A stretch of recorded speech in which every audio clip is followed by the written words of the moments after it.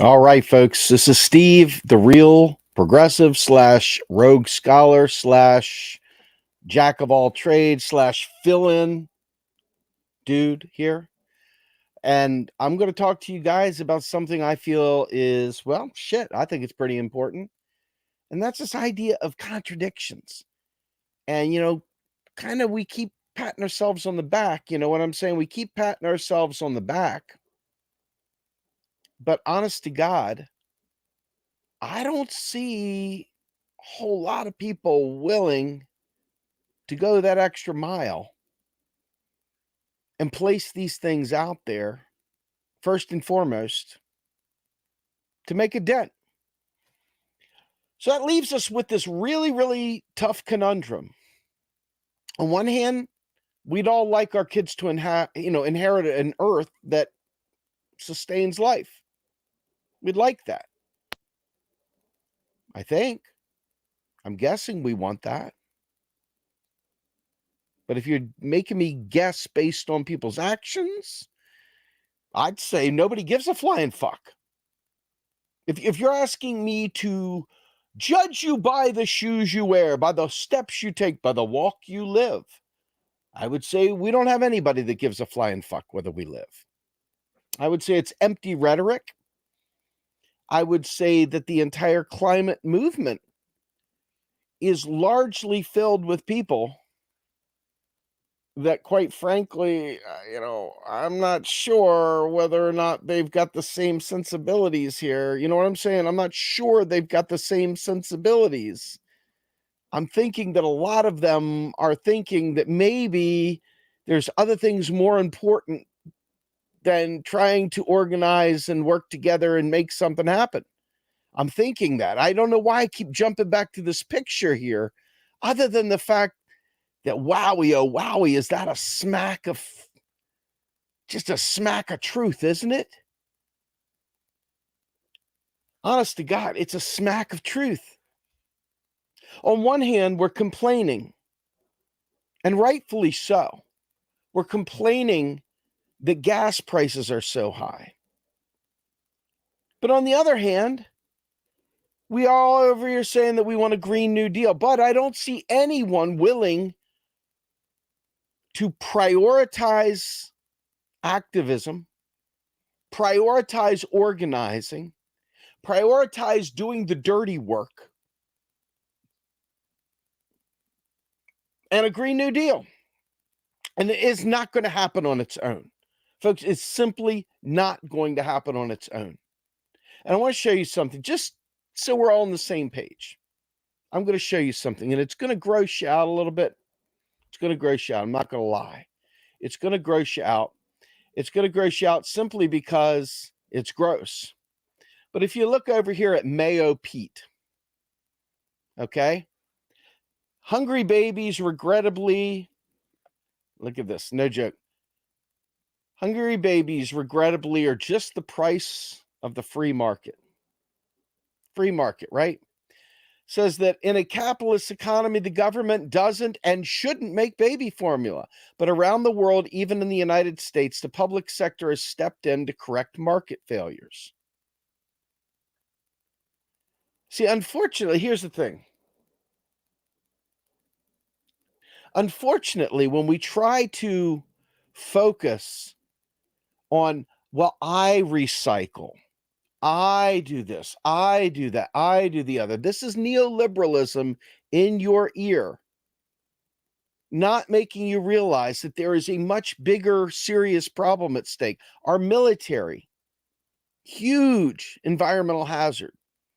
The baby formula, none of us can make that out of thin air, so it's not individual actions that we can do other than organizing and attacking Pete Buttigieg instead of getting ready for the next election to say that guys like Pete Buttigieg, of course, what do you want, Trump? What do you want, a Republican? You know what I'm saying? But this is it. And I'm going to read to you this article because it's really quite good. It's really quite good. Okay. And what it says here is this: someone save us from the free market ideologues before it's too late. Sitting down on CBS's Face the Nation this week, Transportation Secretary and billionaire darling Pete Buttigieg addressed the infant formula shortage that sent parents around the United States scrambling to find some ways to feed their babies. Asked about the sluggish federal response to crisis regulators were informed about as far back as October, Buttigieg absolved Biden administration through a little bit of neoliberal sleight of hand. Let's be very clear, he said. This is a capitalist country. The government does not make baby formula, nor should it. Companies make formula. So I want you to understand, this is your government. You elected these fuck faces. You did. You were the one that demanded a blue wave come through. Not me, you. You all pushed this shit on us. You. And yet you want to complain that we have capitalists doing capitalist things. You want to whine about a neoliberal being a neoliberal, not realizing that neoliberals are fascists, proto-fascists of their own variety. The only difference is they have different bedside manners, but it still comes out exactly the same fucking way.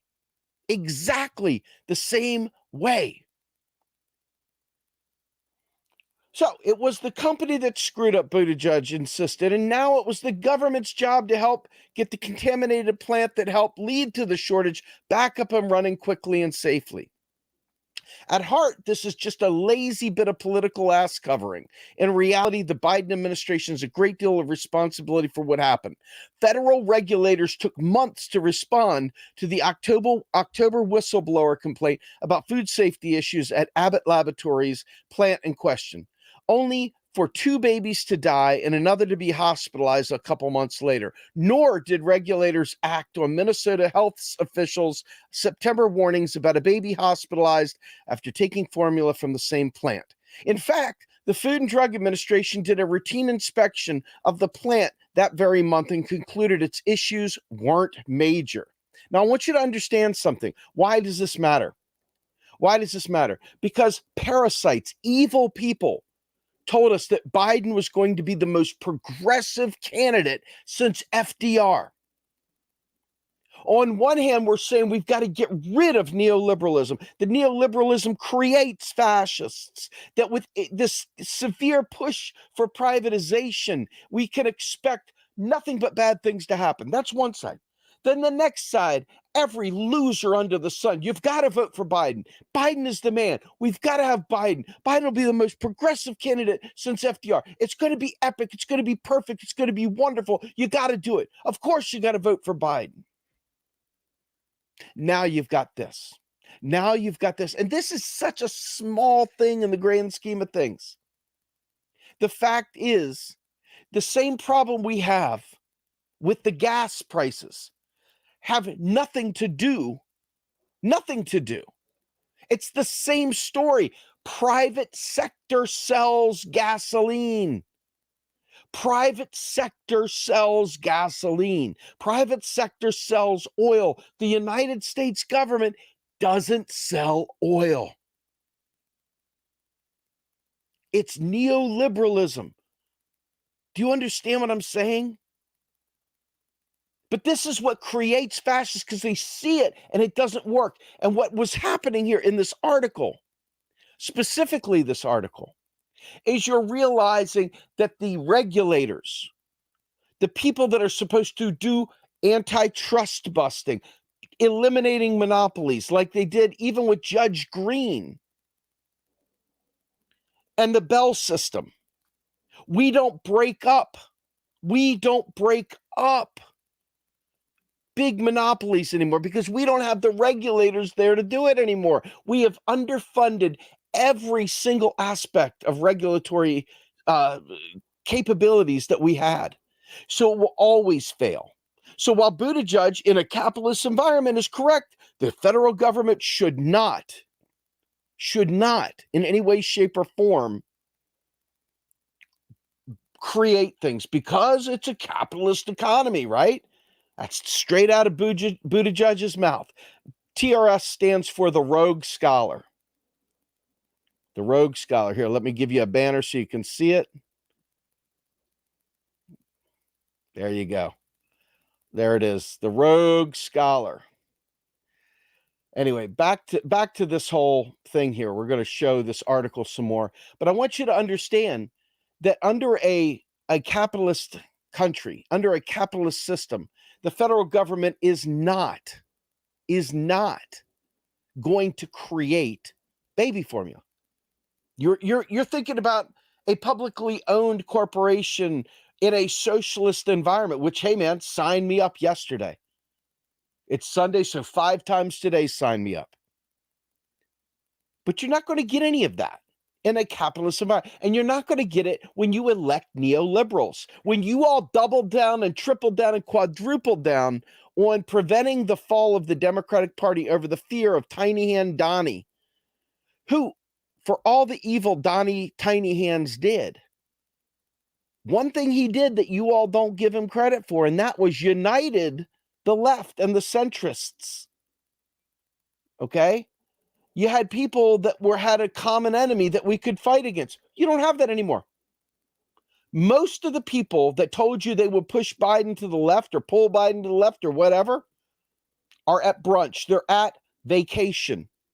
They're hanging out, chilling with the fam, going to a drive-in movie theater, eating ice cream on the lawn, getting ready to watch some fireworks or whatever, as if there isn't a climate crisis, as if there isn't something to be organizing about. Bad spouses, whatever the reason is. Bottom line is, people aren't doing jack diddly. They're angry that alt media people say something they don't like and they unfollow them or they don't share, they don't whatever. But no, when it comes to the real stuff, the real things out there that we could be doing, organizing for, and what does organizing mean? It's not just waving your hand at the world. Okay? Thank you, Double K. As always, thank you so much. This is the kind of stuff that keeps our nonprofit alive and well. And folks, we are not just like all your other alt media. We are actually a fucking nonprofit, and we need your support so badly. So badly. Anyway, with that said, it's important to understand that neoliberalism is all about privatization. Joe Biden is literally trying to privatize Medicare right now. Forget Medicare for all. He's trying to privatize Medicare right now. Now, in Australia, they just kicked out the neolibs. Now, the next batch may be neolibs too in their own way. But the point is that the conservative government of Australia got booted out of office the other night. Sorry, my friend Steve Keen didn't make it. Sorry, the new liberals didn't make it. But regardless, it was good to see conservatives get their ass kicked. But when the left, the fake left, this neoliberal left, starts going through the process of privatizing and literally getting rid of public services, and you guys are whining that the federal government hasn't suddenly started taking over production of baby formula, grow up, Peter Pan, Count Chocula. This is fucking neoliberalism. This is what you voted for. You begged everyone to vote for Joe Biden, and you did it, and you got it. Now you got Joe Biden. You got a neoliberal in there. You won. You played stupid games. You won stupid prizes. Now you've got a neoliberal president, and damn it, if him and his cabinet and everyone else isn't doing neoliberal things. You guys earned this. You should celebrate. You all fought tooth and nail to get Biden elected.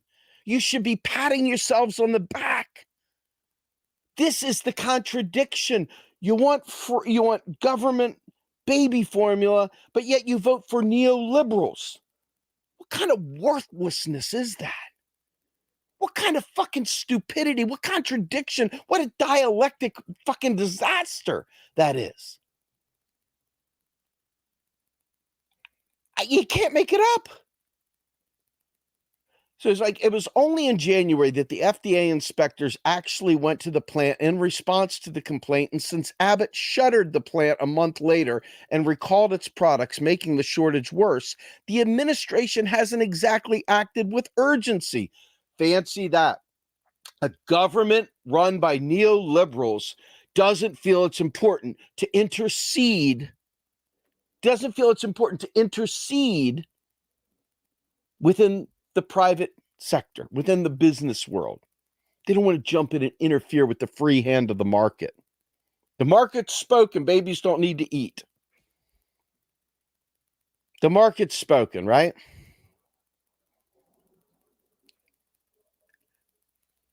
So anyway, going through here, he goes, then even when the problem became unignorable, the administration had to be pressured for days by Democrats and Republicans alike to use the Defense Production Act to get formula on the shelves, despite falsely claiming to have been the first to suggest the wartime law as a way to deal with the pandemic. So Buttigieg is wrong. But what's maybe most interesting is how he's choosing to be wrong. In a line that no doubt prompted much high-fiving and backslapping from his comms team, Buttigieg passes the buck by suggesting there are simply some lines too sacred to be crossed, even in a crisis. In this case, the government directly producing baby formula. It's not just that. In a capitalist system, according to Buttigieg, the government does not make baby formula, and it should not. And it should not. This guy is a fucking murderer. He's a fucking murderer. Capitalism is a disgrace. The jackboots out there, the brown shirts that pushed us to vote for Biden, the proto-fascist. Proto-fascist, folks. Proto-fascist. Say it together with me. Joe Biden is a proto-fascist. Joe Biden is a proto-fascist. Okay, so here, let's do this. Let's take a break. I'm going to pause the thing. This is a great question. One that I've answered many times, but I'll answer it in really deep way this time. Genuine question. Given you don't think a third party is the answer, for whom should we vote? Again, genuine question. You vote for whoever you want. At the end of the day, we are not getting people in office. Okay? At the end of the day, when they do get in office, they stand on Mama Bear's table with the young kids surrounding her from the Sunrise Movement, make a big splash, and then the minute it comes time to really do some damage, bring the thunder, go ahead the night before election night and endorse Nina Turner and act like you did something. That's what we're dealing with. Get a dress that says tax the rich, whatever the fuck ever, right? Show me something, anything, right, that these people are doing for you. And what I'm saying is this. You've got 8 years to address a climate crisis. 8 years. I can show you all the evidence you need. It was 12 4 years ago. It's 8 now. It's probably less than that, actually. Do the timelines with me. Let's all work collaboratively with a timeline. We've got 8 years to not elect people into office to then come up with an idea for the next 20 years. 8 years to address the carbon emissions in the environment today, to be able to keep it from rising up to a level that will create the cataclysmic conditions that so many have warned about. That's not 8 years to build your party. That's not 8 years to elect Nina Turner for the 5th time, or Bernie Sanders for the 12th time, or anybody else for that matter. That's 8 years to mitigate it. Now, if you want to vote, and I just voted the other day. I voted in the Pennsylvania primary here. Okay? But the fact is, what I'm trying to tell you is that the organization has to be outside the party.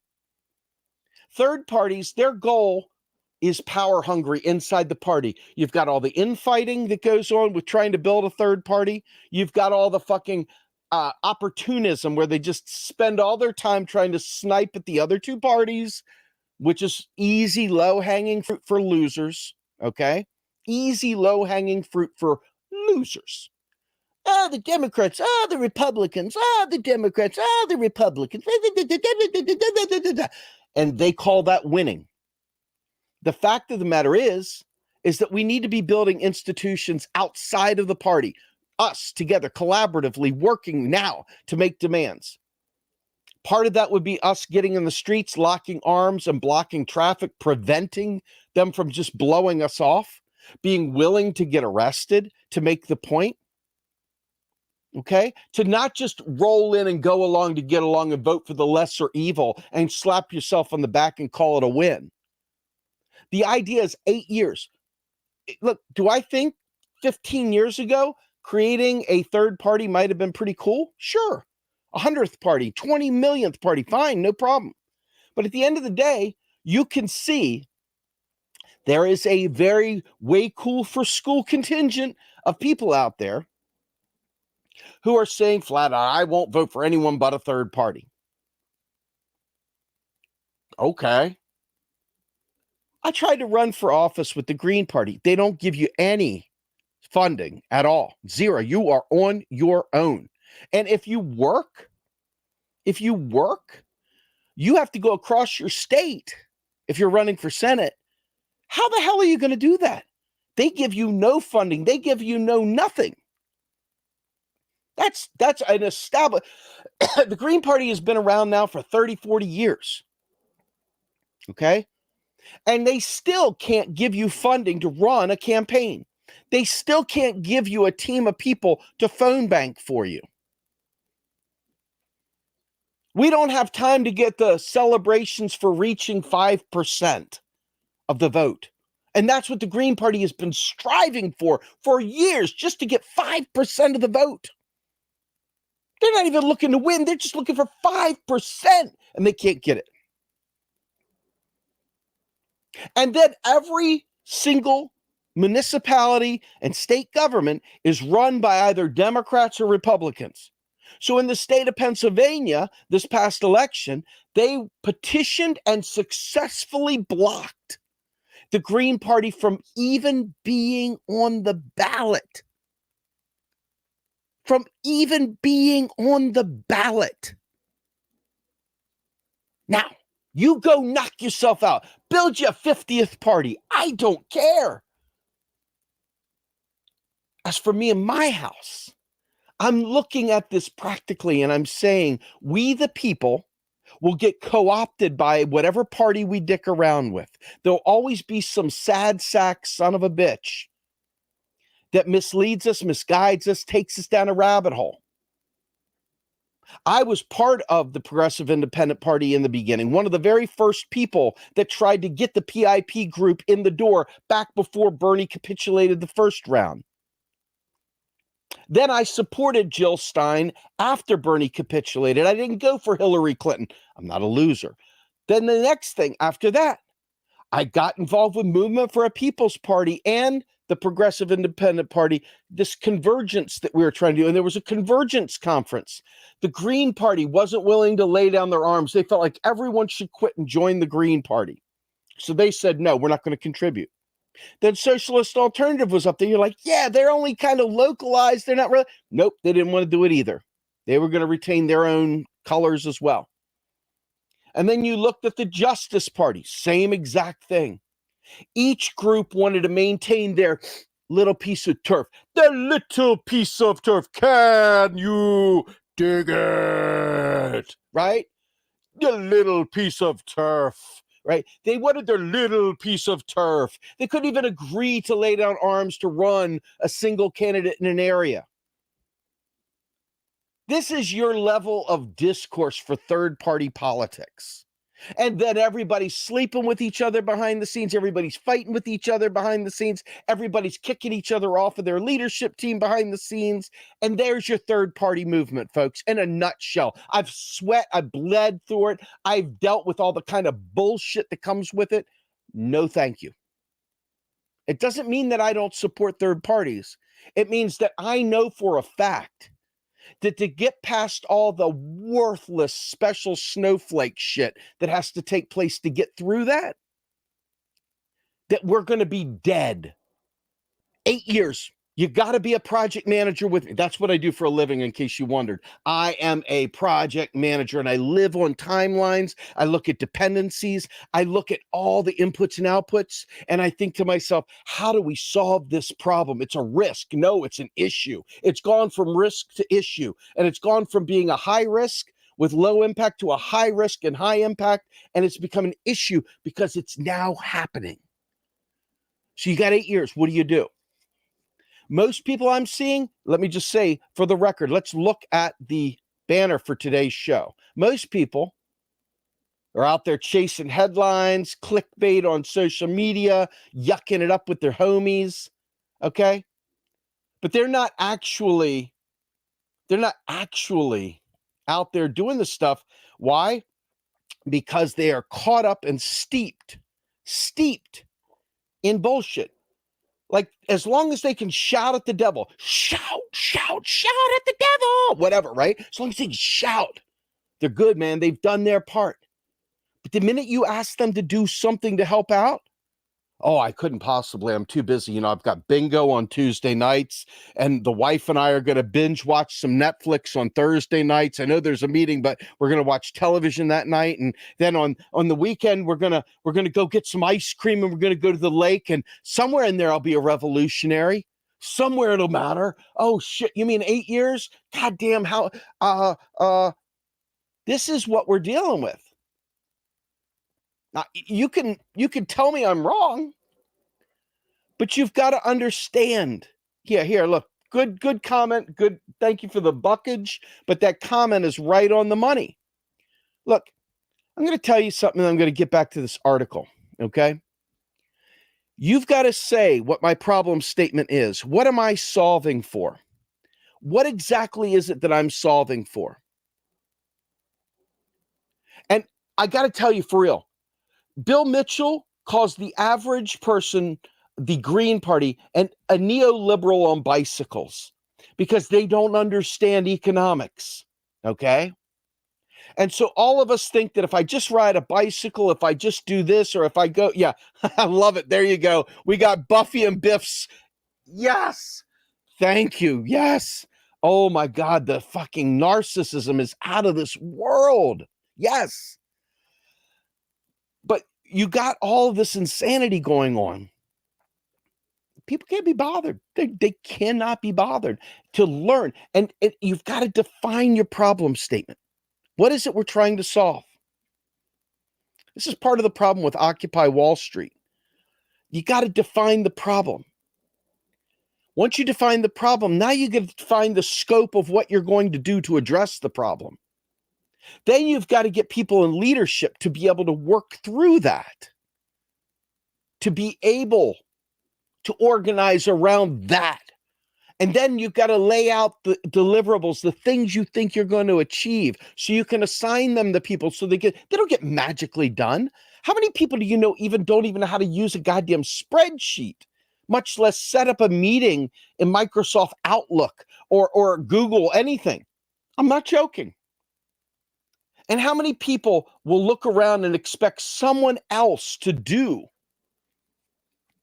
everything? You know, it's this otherism. Somebody else is going to do it. The bystander syndrome, okay? So 8 years. Now you figure Movement for a People's Party has been trying to do stuff since they tried to draft Bernie for a People's Party, and that's going back 2016, 2017? You know? And you look at PIP, and that went back even further, 2015. And you look at the Green Party.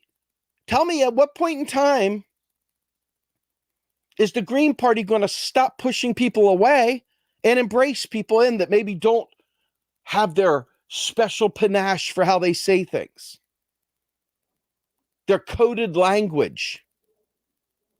You know, I was listening, and this is, oh my God, please, I've talked about this countless times.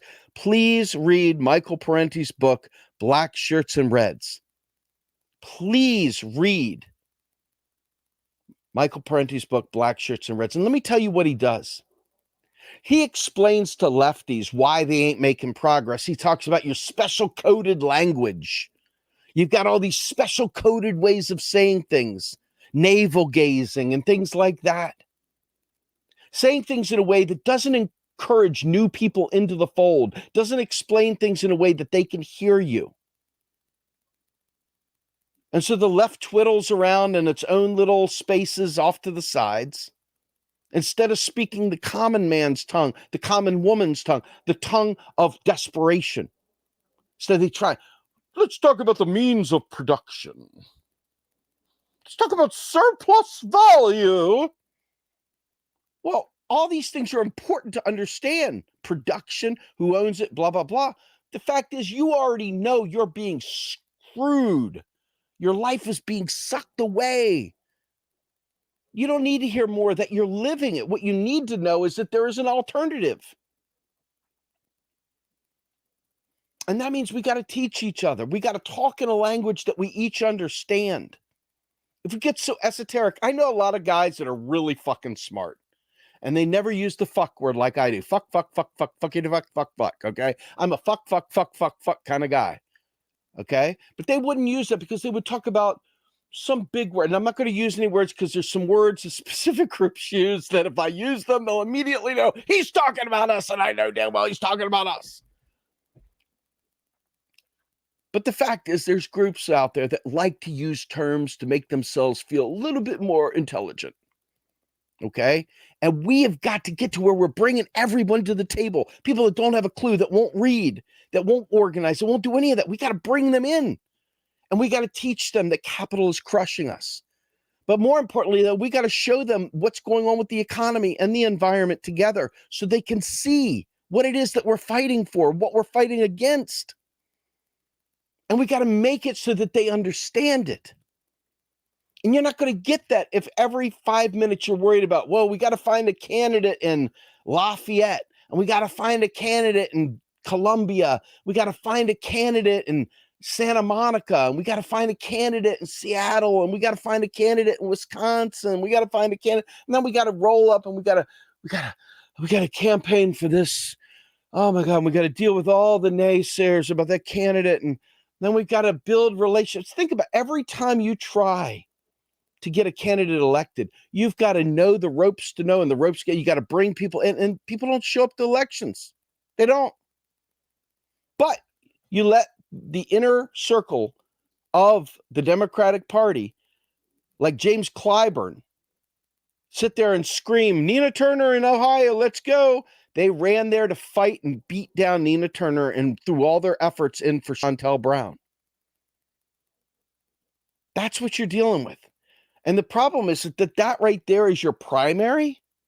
How do you get to the general, right? Now, unfortunately, you've still got a metric ton of vote blue no matter whose that are going to block because they think you're a splitter. You're a splitter, okay? And so they're not going to support your third-party candidate because the answer is always going to be, what do you want, a Republican? That's always going to be the answer. No matter what, that's it. They still blame Nader for Bush v. Gore.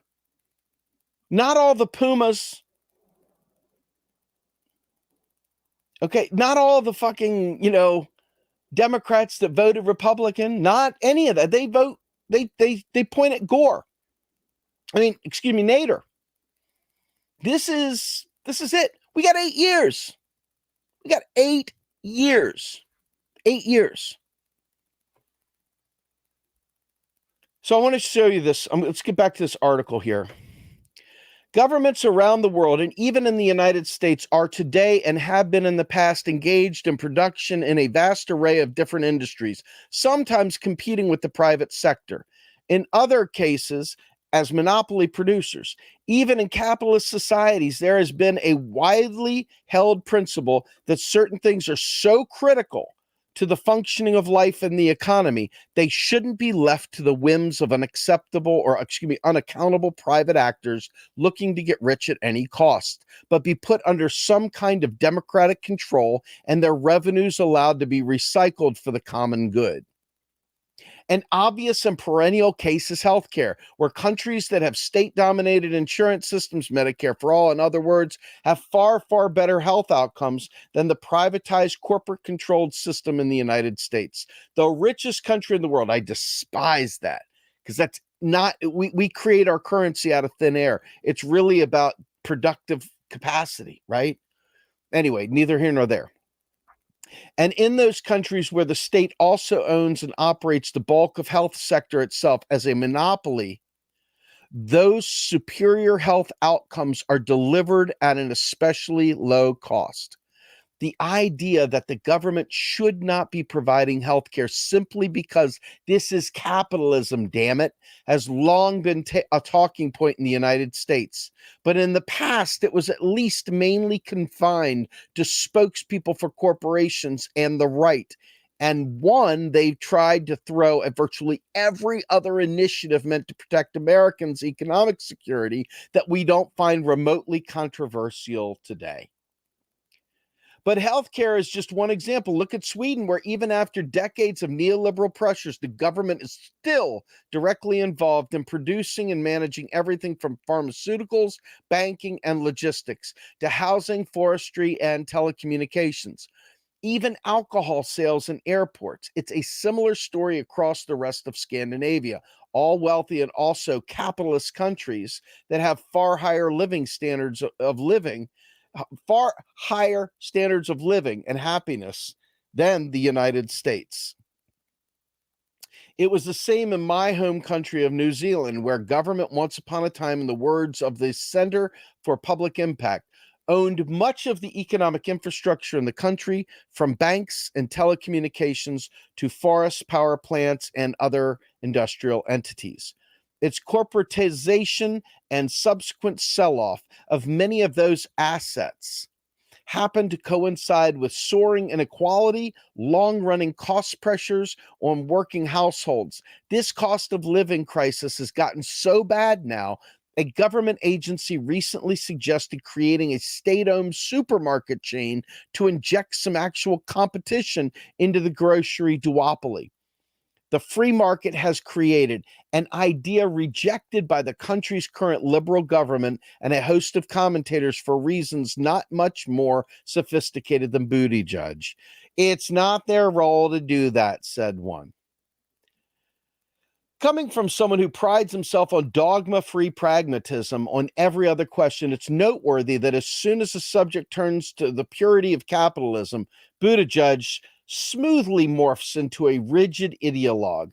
But ideological rigidity is probably a necessary prerequisite for anyone to take the position Buttigieg is adopting here. After all, being a private for-profit company, Abbott's main goal, as far as any business in capitalism will tell you, is not to serve the public good, but to make as much fucking money as possible.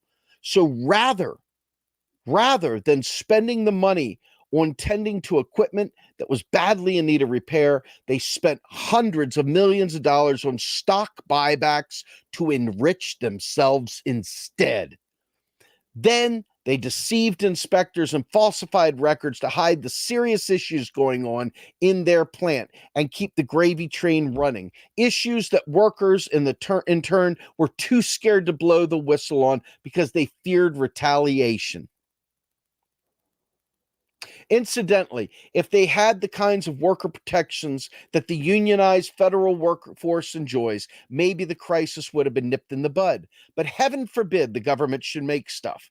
Buttigieg's insistence that the government shouldn't be involved in vital industries just because shows him to be fundamentally unfit to wield power in a crisis. But it also suggests that for all the talk of a bold new activist government, liberalism, elite liberals are still stuck in the mindset of a long gone era.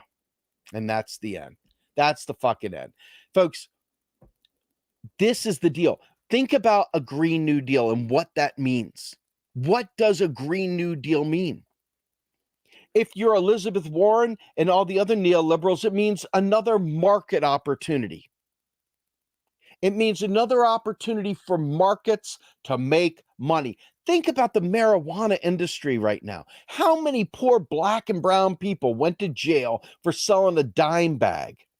But now, because they found a way for capitalists to make a few bucks extra, they have kind of legalized medical marijuana and even recreational marijuana. But to be able to sell it, you had to be Daddy Warbucks to begin with. You had to go through some crazy level of investment to get in the door. The entry was impossible. So all the people that were really screwed by this are in jail, while there's simultaneously people that put them in jail are now owning weed factories and weed dispensaries and are getting rich off the very thing they prosecuted people for. No joke. Michelle Alexander, who I couldn't believe at first was against legalization in Ohio, stood up tall and proud and said, fuck you.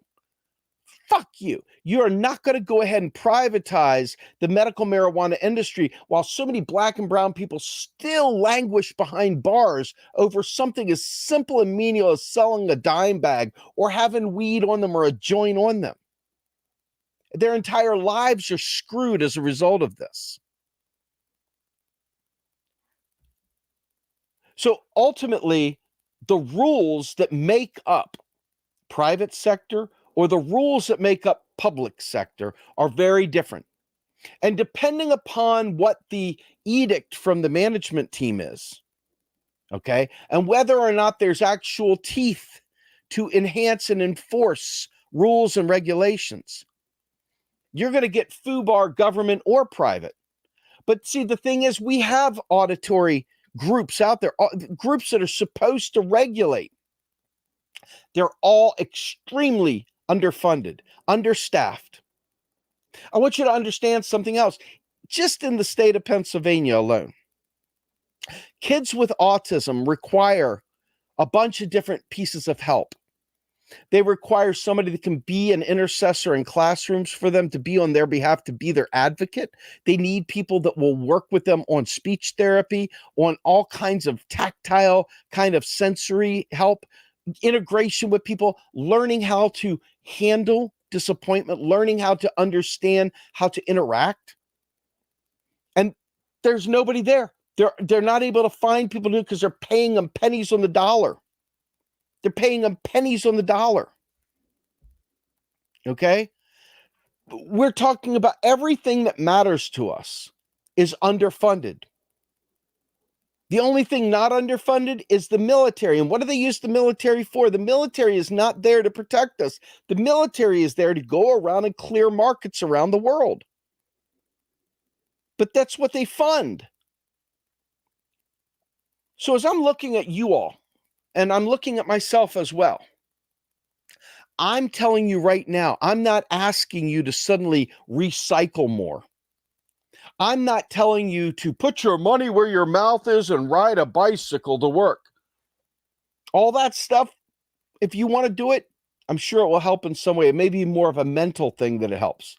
The fact is that the real stuff, agricultural production, the military, the style and type of energy that we use, our waste management practices, all of this stuff contribute to the climate crisis that we're in, all of it. And the problem is, to fix it, you have to actually interfere. You have to actually regulate. You have to actually enforce regulation. And you have to actually put white-collar criminals behind bars. Okay? Fines, fees, and penalties are great for little people like you and I. But for the average person, we don't have a pot to piss in. It's not doing anything. You've got to really, really make the regulations hold water. But they're not going to. They're not going to. Why? Because we are not demanding it. Sure, we might say it on social media. Sure, we might get really righteously outraged at some random YouTuber that said something we didn't like. But lo and behold, Joe Biden can fuck you in the ear hole and you'll still vote for him. Pete Buttigieg can screw Bernie Sanders in Iowa. He can sit there and screw him in India. He can screw him all over the place. He can talk shit. He can join forces with people to block him. But when push comes to shove and they say, what do you want, Trump? You'll cave like a fucking cheap house of cards. Not you, probably not you, and not you, but you. Clearly. So how do you fit all that into an 8-year period? The only way I know to do this is outside the electoral system. To really put those, we should take the Green New Deal. The Green New Deal includes a job guarantee, a just transition, Medicare for all, free college, eliminating student debt. It involves all kinds of, it's a full 360 view of what needs to be done to make society work in a sustainable way, to take the burden off the people and put it on corporations and to put it on our government to make the right calls. Okay. And unfortunately, it's not going to happen. Biden said he wouldn't do it. He came up with this freaking build back better bullshit, and it turned out to be a giant nothing burger. We allowed the air cover of Manchin and Cinema to block all this stuff, which is horse shit in a chef's salad, because you've never seen Democrats come to fight so hard as to block Nina Turner or to block Bernie Sanders. Why didn't they all join forces to attack Manchin and attack Cinema? I'll tell you why, because they supported what they did. They supported what they did. Those two are the traveling, rotating villains that keep us all spun up. The only way to bypass that is to block traffic, to sit in front of Biden's house with a digital graffiti, not something that'll destroy the house they can arrest you for property damage, but digital graffiti. Go out to these places, do this stuff, but unite together and prepare. Talk to the lawyers' guilds. Make sure that you've got legal representation. Make sure that we're able to lock arms and do the right things. But unfortunately, I swear to God, the problem is, and this is where the real problem is, forget all these big things that I've laid out for you. And I've laid out a lot. A lot of things with our government that it's neoliberal. Most of our friends sadly voted this neoliberal piece of shit into office. Okay? They're not being loud now. They're not pulling them left. They're quiet. They're out to brunch. They're on a vacay. They're taking selfies at, Burning Man and Coachella. They're out there at the beach, whooping it up with drinks with fucking umbrellas. The fact is that you need to have a plan. And it's not always tic-tac-toe. Here's this one thing, do that. Oh, no, it didn't work. Okay, everything falls apart. You have to come up with strategies for how to do it, whether it be mutual aid. It's just, these are words, right? They're words without action. Words without action. Action requires the doing. It requires the organizing. It requires typing, writing things up, talking to each other, showing up ready to get something done, skipping the tennis match, skipping the bike riding for the day, skipping the trip to the park to hang out, whatever. It might be skipping the binge watching of some fucked up stupid show and reading a book to learn more. It may be something else. You may have to sacrifice something you weren't prepared to sacrifice. Maybe it's not even something all that important. But you begin to realize how low on the totem pole people's priorities are for making real change. The real change that needs to happen, it's always way down here on the bottom. So low, you're digging through, trying to find an ounce of give a fuck. See, here's the thing, right? In project management, when you know that there is a risk of something, like, for example, let's pull up what Top Cop said up here. See if I can find the comment here. I think it is, if we block, here we go. If we block traffic, they'll freeze our bank accounts. Folks, if we don't block traffic, they're going to freeze your bank accounts at different levels. They're going to start putting other forms of austerity on us as it stands. I don't have all the answers. Folks, just let me be crystal clear. I don't have every answer. I just know the general functional way of saying we have got to organize outside the party where we don't have to do all those hundreds of layers of things. All the hundreds of layers to do. And you're exactly right. This is the truth. I'm going to leave that comment up the rest of the show here. That is the God's honest truth. I can tell you, as a guy who runs 2 nonprofits, this statement is godsend. This is exactly the truth. That is, boy, oh boy, if we could have summed up this entire live stream, it's in the post from Desert Manus right there. Most people I know are complacent. God's honest truth. You know,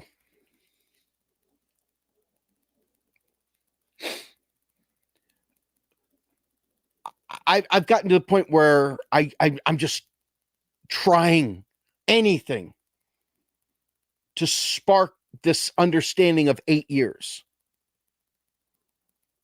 I mean, I'm going to show you. I'm going to show you. I've done this before, but I'm going to show you this because I think this is important. And I'm going to read this. I don't know whether or not it makes sense to read it, but I'm going to read it anyway. This right here is an old article by a guy named Jason Hickel. And Jason is one of the smartest dudes I know ever. And he's like, what would it look like? Here, let me hide myself so you can see it. What would it look like if we treated climate change? Sorry, dude, I am going to hide your comment, damn it. What would it look like if we treated climate change as an actual emergency? By Jason Hickel, right? I come through here and I'm just going to read it. As the dust settles on COP26, the 26th United Nations Climate Change Conference, the results do not look good. Despite a flurry of headline-grabbing pledges, national commitments brings us nowhere to meeting the Paris Agreement target of 1.5 degrees, according to Climate Action Tracker. 73% of existing net zero pledges are weak and inadequate lip service to climate action. What is more, a yawning gap remains between pledges, which are easy enough to make, and actual policies, which are all that really count. You can pledge all you like, but what we need is action right now. Existing government policies have us hurtling toward 2.7 degrees of heating in the coming decades. What will happen to our world under these conditions? As temperatures approach 3 degrees, 30 to 50% of species are likely to be wiped out. More than 1.5 billion will be displaced from their home regions. Yields of staple crops will face major decline, triggering sustained food supply disruptions globally. Much of the tropics will be rendered uninhabitable for humans. Such a world is not compatible with our civilization as we know it. The status quo is a death march. Our governments are failing us and failing all of life on Earth. Okay? Failing all of life on Earth.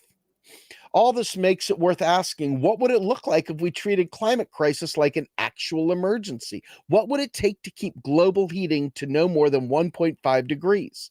The single most important intervention is the one that so far no government has been willing to touch. Cap fossil fuel use and scale it down on a binding annual schedule until the industry is mostly dismantled by the middle of the century. That's it. This is the only fail-safe way to stop climate breakdown. If we want real action, this should be at the top of every one of our agenda. How fast this needs to happen depends on the country. Rich countries are responsible for the overwhelming majority of the excess emissions that are causing climate breakdown. They also have levels of energy use that are vastly higher than other countries and vastly in excess of what is required to meet human needs, with most of the surplus being diverted to service corporate expansion and elite consumption. Zero by 2030 is a global average target. A fair share approach would require rich countries to eliminate most fossil fuel use no later than 2030 or 2035 to give poorer countries more time to transition. Let that sink in. Now, this is the Paris Accord. Let me just be real clear here. This is the Paris Accord. This is not the IPCC talking about the fact that we have 8 years. Okay, and I'll show you that too after this. It sounds simultaneously dramatic, but also obvious. Fossil fuels account for 3/4 of greenhouse gas emissions, and they have to go. A new campaign endorsed by 100 Nobel laureates and several thousand scientists call for a fossil fuel non-proliferation treaty to do just that. An international agreement to end fossil fuels on a fair and binding schedule. Why is that? Then that politicians are so unwilling to take this necessary step?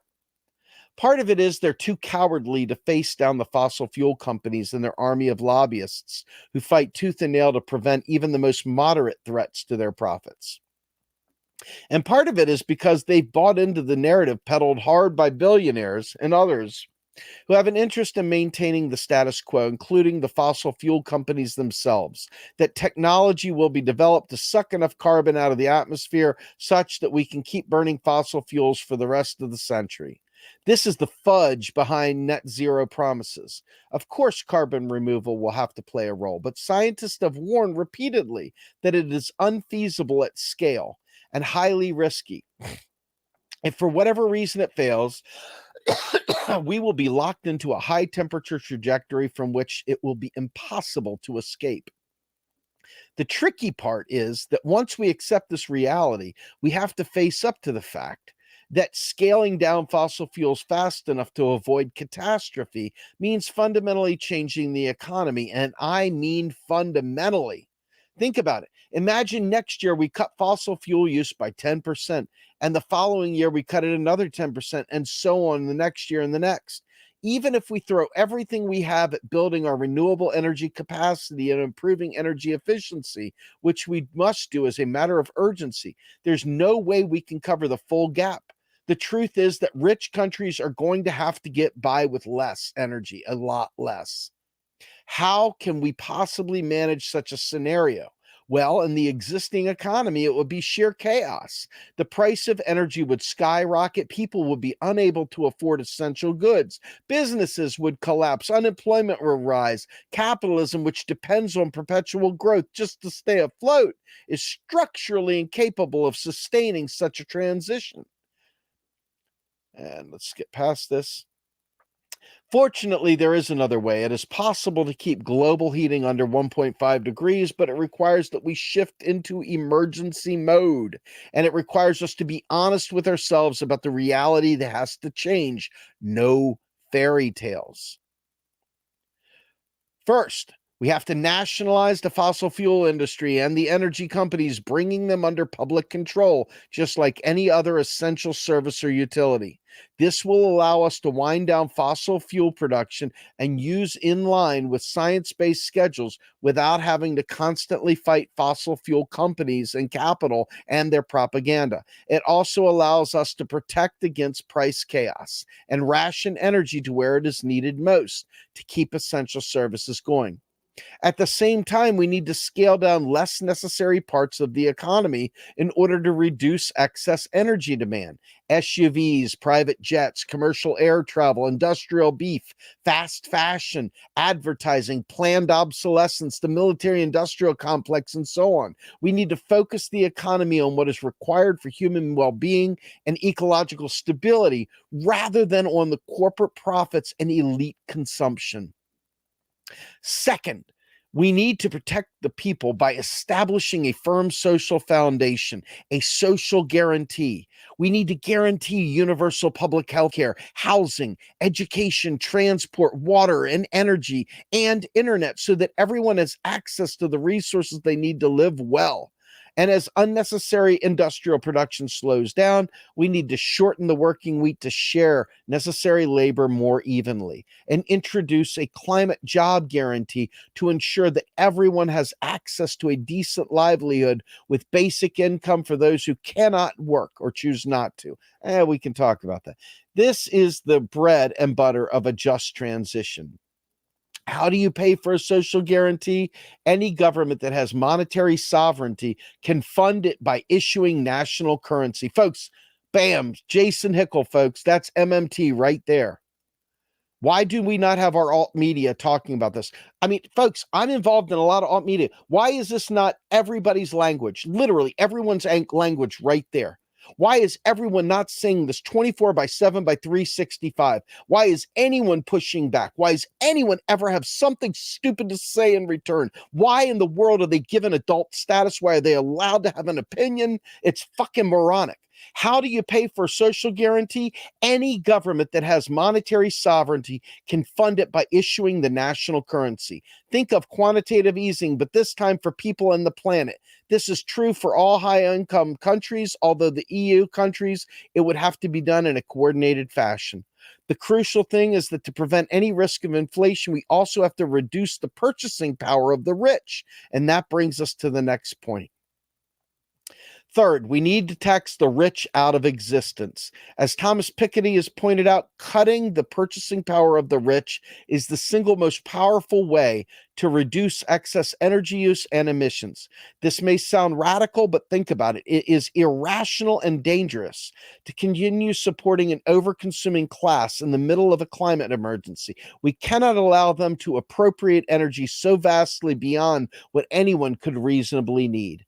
How can we do this? Well, one approach would be to introduce a wealth tax, make it tough enough that rich people will be incentivized to sell off assets that are surplus to actual requirements. We can also introduce a maximum income policy such that anything over a certain threshold faces a 100% rate of tax. In addition to cutting excess consumption at the top, this approach will also reduce reduce inequality and eliminate the oligarchic power that pollutes our politics. And I want to be saying something about this right here. And I'm going to take myself and put myself on screen. The idea of taxing the rich. Folks, we're not talking about people that are doing reasonably well, regular people that are doing well. We want everyone to be doing reasonably well. We're talking about obscene wealth, but we're also talking about something more important, and that is taxes literally don't fund these programs. So you notice he didn't say, well, tax the rich to pay for climate change. Only a worthless piece of shit would say that, right? He's saying government can do it, period. We'll just spend the money into existence, period, right? Period. That's it. Spend the money into existence. Let's get back to the article so we can see this right. But he's also saying, we'll tax these people out of existence, the the ridiculous, the billionaire class, because they have such an outsized footprint, carbon footprint, that causes so many problems to society. Causes so many problems to society. We need to tax them out of existence. But stop tying taxing the rich with paying for programs. They don't have anything to do with each other. Just stop. Just stop. Stop it now. Stop it yesterday. Stop it forever. Don't ever say that again. Don't ever say it again. So, over here he says, fourth, we need a massive public mobilization to achieve our ecological goals. We need to build our renewable energy capacity, expand public transport, insulate buildings, and regenerate ecosystems. This requires public investment, but it also requires labor. Let's stop right there. Let's start right there. Right there. This right here. This is such an important thing. We talk about a federal job guarantee.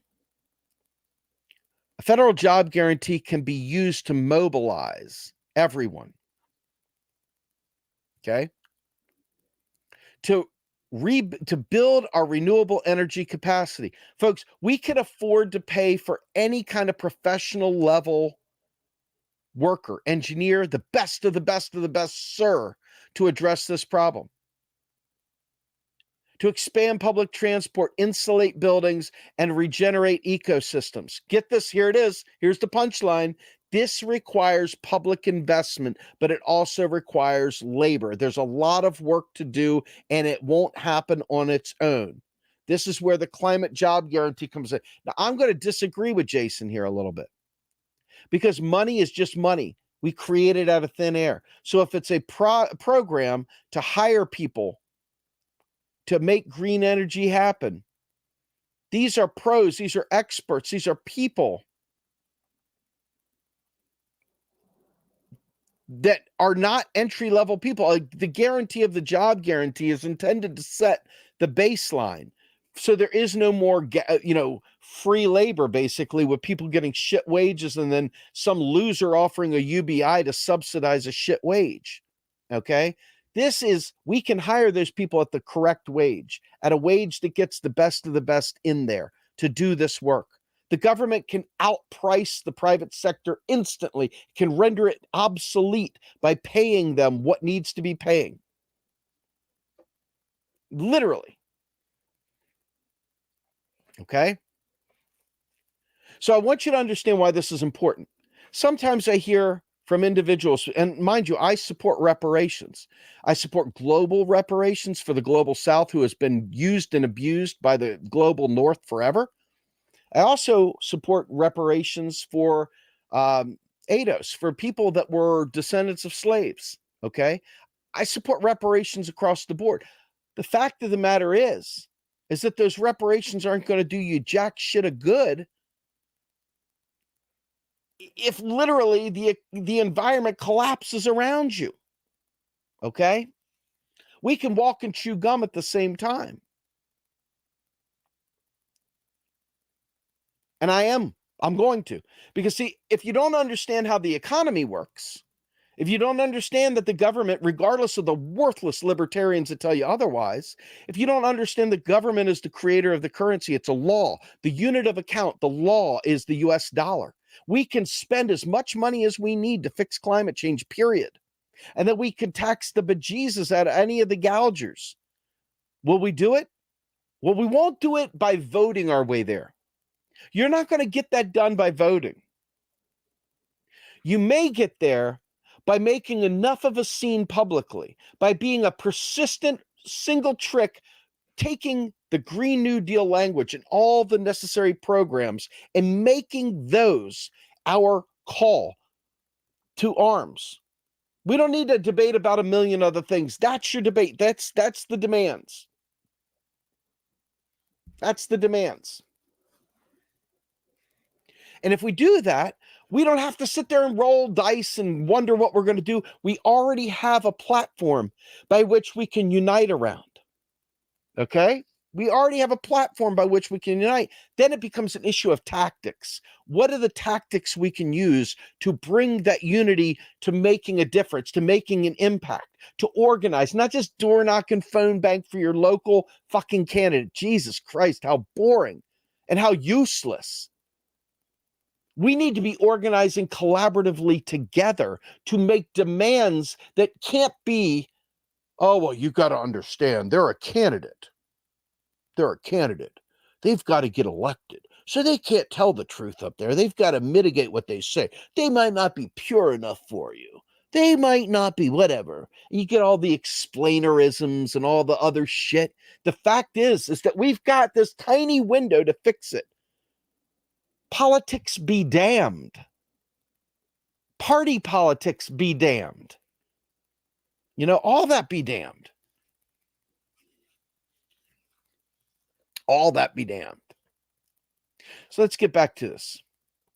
He says, I'll read this whole thing again because I think it's so important. Fourth, we need a massive public mobilization to achieve our ecological goals. We need to build our renewable energy capacity, expand public transport, insulate buildings, regenerate ecosystems. This requires public investment, but it also requires labor.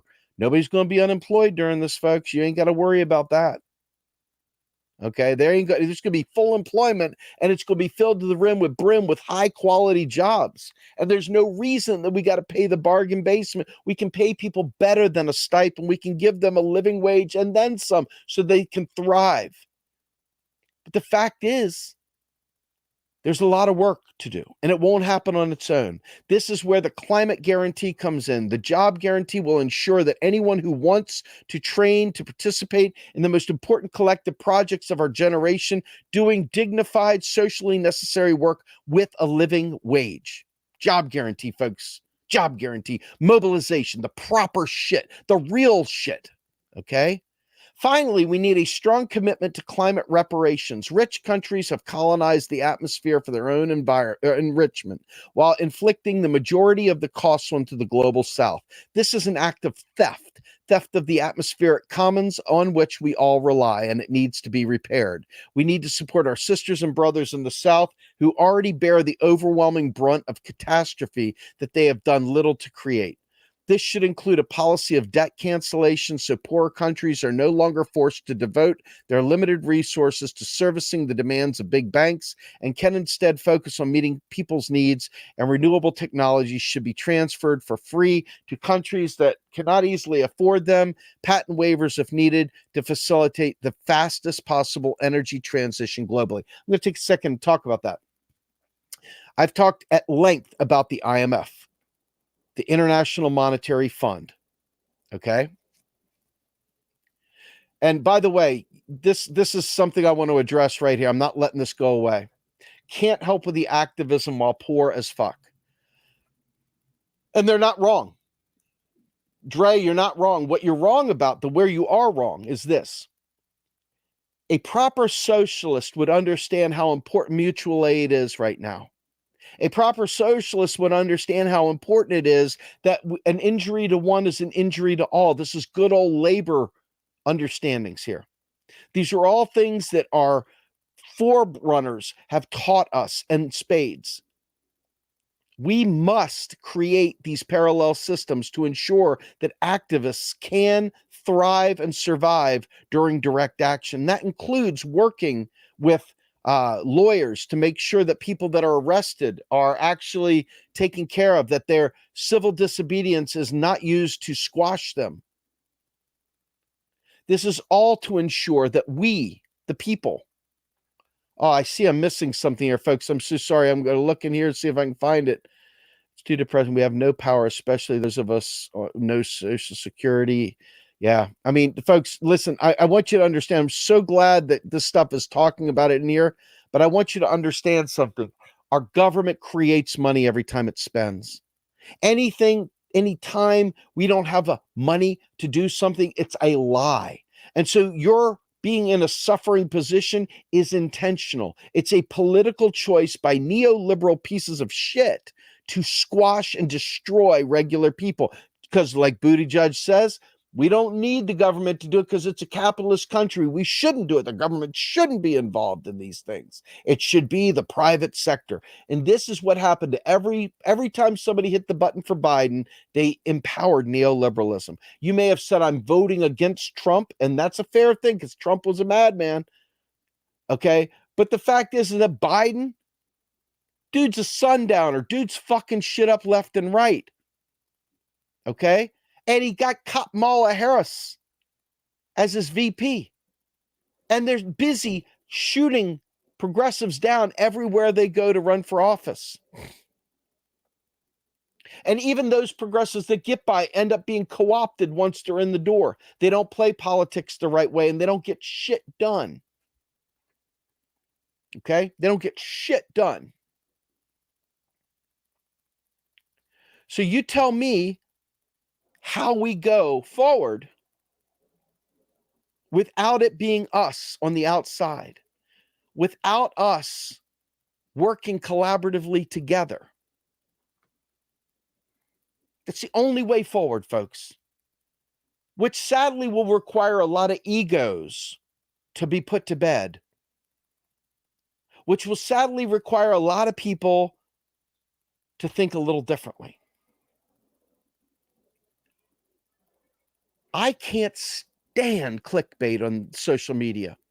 I can't stand clickbait stories. I can't stand freaking, current events and shit, because all of it is a distraction. We've got 8 years.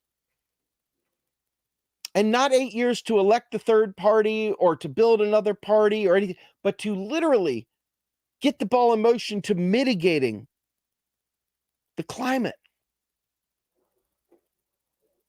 So here's what I'm going to do. I'm going to keep reading this to get us through here more because this is important still. Finally, we need a strong commitment to climate reparations. Rich countries have colonized the atmosphere for their own enrichment while inflicting the majority of the costs onto the global south. This is an act of theft of the atmospheric commons on which we all rely, and it needs to be repaired. We need to support our sisters and brothers in the South who already bear the overwhelming brunt of a catastrophe they have done little to create. This should include a policy of debt cancellation so poorer countries are no longer forced to devote their limited resources to servicing the demands of big banks and instead focusing on meeting people's needs. And renewable technology should be transferred for free to countries that cannot easily afford them, with patent waivers if needed to facilitate the fastest possible energy transition globally. Now, I'm going to take one more step back on this. These countries in the global south, they don't have the kind of infrastructure to manufacture that we do in the United States, that a lot of the global north has. And so they end up having to import lots of things to survive. Many of them were okay without importing shit. Many of them were just sort of just dealing with a different culture. But the minute they needed foreign reserves, the minute they needed foreign currency to pay their foreign debts, to afford the imports that their wealthy in their country were buying, etc., in order for them to get those foreign reserves, they had to go to the IMF, the International Monetary Fund. And the International Monetary Fund has rules. And those rules are that you must give up your public space. You must give up your public services. You must not protect domestic industry. You must open it up to competition. You must become a neoliberal society. Oh, and by the way, you have to pay back your debt and promise to never file bankruptcy. And oh, by the way, you've got to pay interest on that debt, whether or not your people are eating or not, because the debt servicing comes before your well-being. And they institute austerity. So the global south has paid a heavy price for American opulence, for German opulence, for Northern European opulence, for all of these quote unquote industrialized nations' opulence. We have fed off of them while they had to take out loans from the IMF with incredibly horrible structural adjustments on them that forced them to become slovenly slave states. This is what we've done. And we've extracted all the wealth from their soil. We've extracted the labor from them. We have extracted their hopes and dreams from them.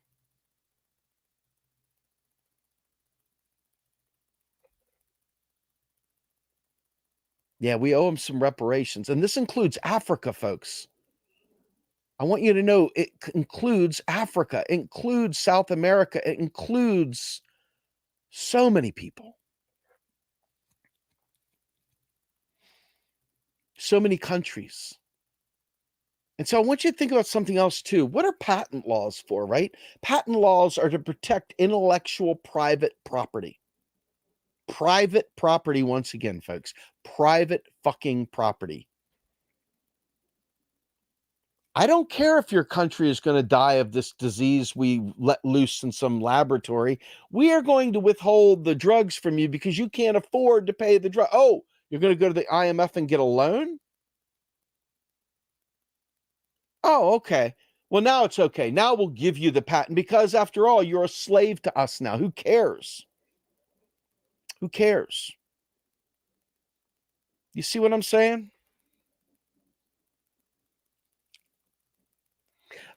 I'm going to get back to the finish of the story here real quickly. And so it's like, let me get back here. Did I screw this up finally? I already read that. Free country, okay. Waivers if needed. Okay. So what would such a world look like? Our cynicism and fear would melt into hope and solidarity.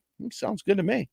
We would feel the thrill and camaraderie of being part of something big, something transformative, something together.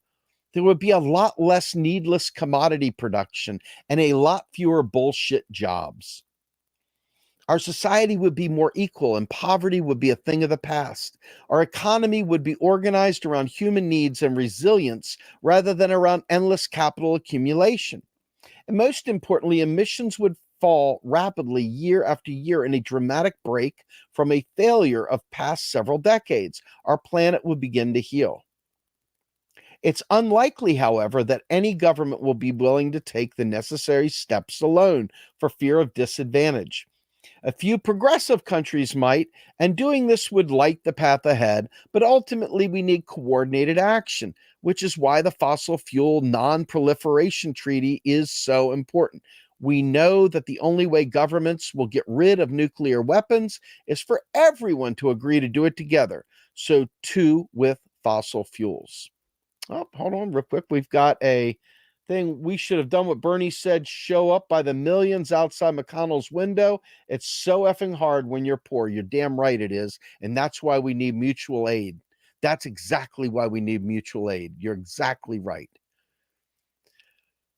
Thank you. Yes. Thank you all very much for all the support. And Trudy, I know that that $5 meant a lot to you and it means a lot to me. So I want you to be aware that we're grateful for that. I'm going to keep doing this as much as I can to whatever extent there's value in my doing it. And I'll keep doing it until somebody tells me it's useless. If it's useless, at least I tried, right? That's where I'm at. I'm trying my best. I only have so many tools and it requires, I feel like, honestly, sometimes I feel like, I feel like Will Ferrell, to be honest with you. Here, let's show you something funny.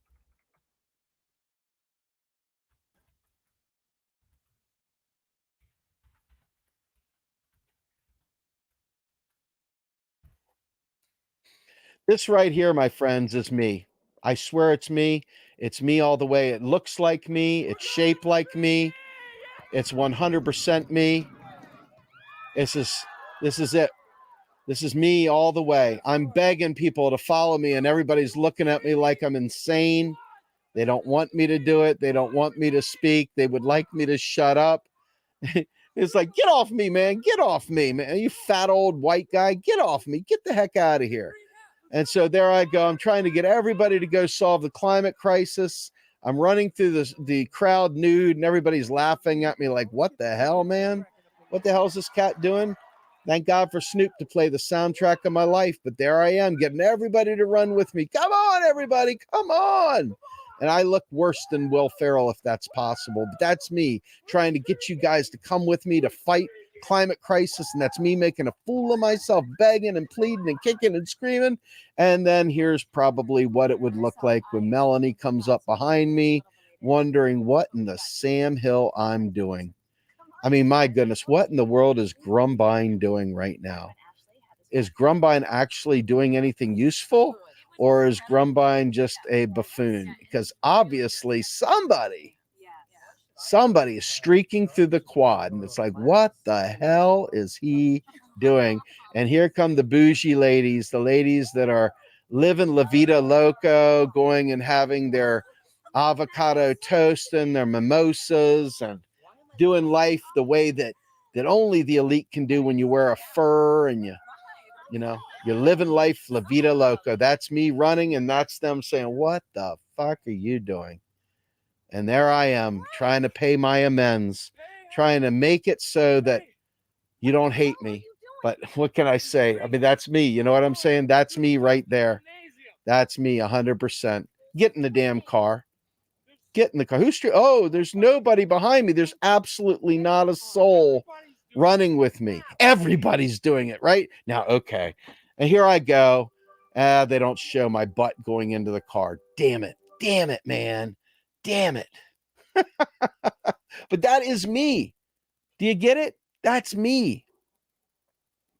So anyway, how do we stop the climate breakdown? It won't happen on its own. Asking politely for the ruling class to act is not going to cut it. It will require an extraordinary struggle against those who benefit prodigiously from the status quo, as it has every movement that has ever changed the world, from civil rights movement to anti-colonial movement. It requires doing the hard work of community organizing, building wall-to-wall solidarity strong enough to hold up against political attacks. It requires forging alliances alliances between the environmentalist movement and the labor movement and across national borders. Folks, across national borders, sufficient to pull off coordinated strike action. This decade is a linchpin of history. We cannot afford to just sit back and wait to see what happens. We have to capture political power where we can, or otherwise force incumbents to change course.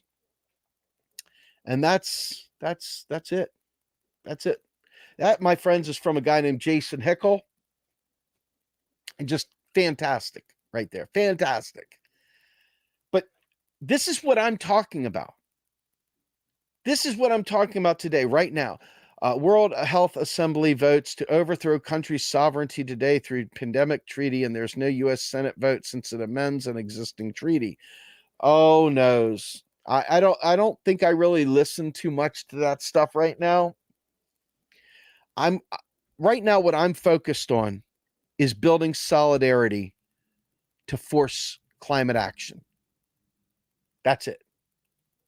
To force a Green New Deal, to force us to get job guarantee for everyone, to ensure everyone can eat, to make sure that the supply chains are taken care of in an eco-friendly way, to make sure that we are living our best lives while we simultaneously take on this horrible climate crisis. Now, listen, we may not be able to do what we think we can do. We may not be able to turn back the clock in terms of the climate.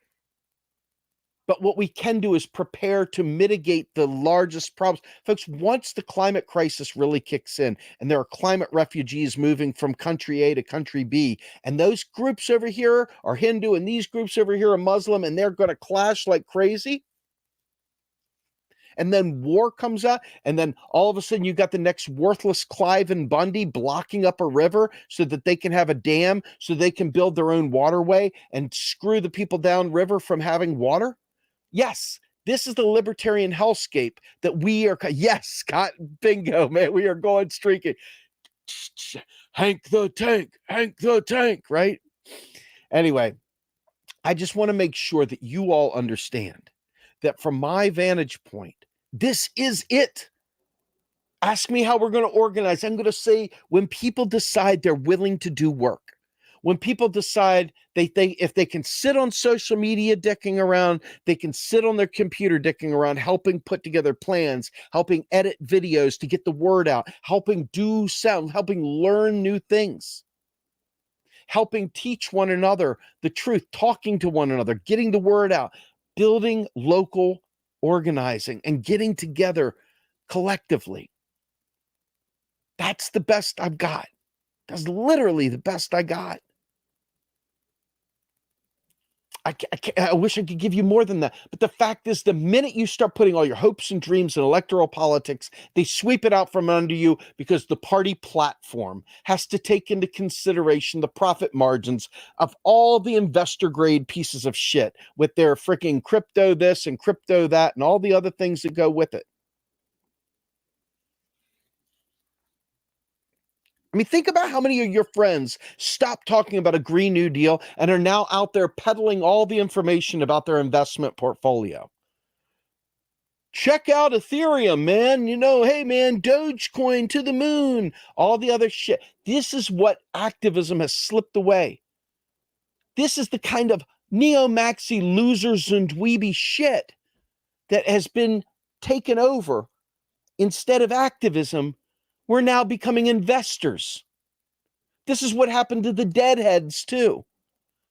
Man, oh man, I wish I'd have been alive back then with the knowledge I have now. I would have kept that Grateful Dead movement away from neoliberalism. But see, alas, they get you because your 401k plan. So now you got to worry about the market. I understand. I mean, my mom lives off the market. That's her stocks came from her retirement from Ma Bell. People inherit money. They got it. This is it. This is their life. It's not up to one person to do anything. For those people that have, I salute you. My issue is I'm trying to make sure everybody survives. I don't want people dying. So if I'm saying anything that bothers you or gets under your skin, I'm sorry. I really am. I'm sorry. I'm sorry. I'm not sorry, because I want to live and I want you to live. And I'm willing to break a few eggs to make an omelet. I'm willing to be harsh if needed. I'm willing to say things that piss off people in my own quote unquote sphere if it makes them behave differently, if it makes them take action. Reading that Michael Parenti book that I was talking to you about earlier, Black Shirts and Reds, you learn the extreme levels that the United States government has gone throughout the world to demonize anything that's public purpose, to demonize the entire public sector of every country. The United States has been in a culture war against socialism since before the end of World War II. We have been in the business of clearing markets forever. So this problem, we could talk about it being a global North problem, but I think it's a U.S. problem. I think the U.S. is the quarterback of this shitty neoliberal team.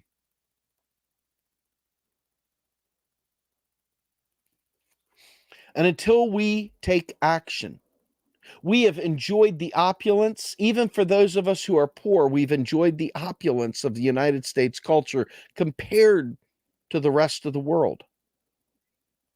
We have got to take this juggernaut down, and we've got to change the narrative. And we don't have guns. We're not talking violence, because we would get slaughtered instantly. This is not a call to violence in any way, shape, or form. This is 100% a call to evaluating timelines, evaluating good programs and structures and direct action that we can take collectively. So I'm hoping that you all, not me, us, remember that, not me, us. That's how we all got to know each other, right? At some level, we were all part of the Bernie movement at some level. Not me, us. Well, it didn't work out with Bernie. Bernie didn't do what we wanted him to do.